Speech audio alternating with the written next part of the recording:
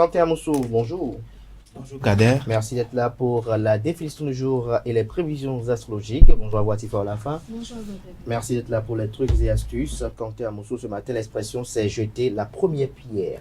Justement, bonjour amis internautes, c'est une expression qui signifie accuser, blâmer, critiquer ou encore condamner.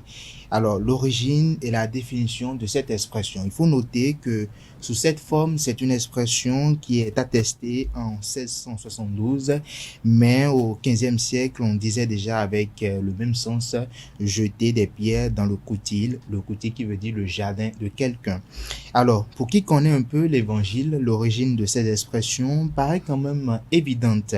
Elle remonte à un épisode où Jésus était encore sur terre. Une femme qui avait commis un péché d'adultère devait, selon la loi de Moïse, une loi dictée par Dieu, je vous le rappelle, a été condamnée à la lapidation. Et donc, ceux qui allaient accomplir la sentence invitaient Jésus à y participer.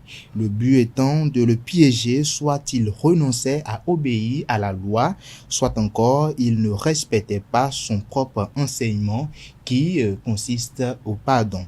C'est à cette occasion que le Christ a dit son fameux que celui qui n'a jamais péché jette la première pierre, cette première pierre qu'on devait jeter à la dame qui devait procéder à la lapidation.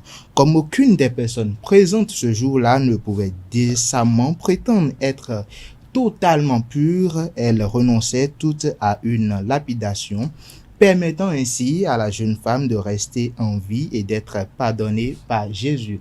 Et voilà, vous comprenez très bien, c'est de cet épisode qu'est née l'idée de condamner associée au fait que jeter une pierre à quelqu'un avec un sens affaibli dans notre expression aujourd'hui, puisqu'il n'est plus ici question d'une pure condamnation, mais plutôt d'une simple accusation ou encore critique. Et voilà, d'une simple accusation ou encore critique. Et voilà, c'est toute la définition de ce jour. Merci à vous, Quentin Amoussou, pour cette présentation assez instructive. Chers amis internautes, on se retrouve à Tifa à la fin, juste après ce jingle pour les trucs et astuces.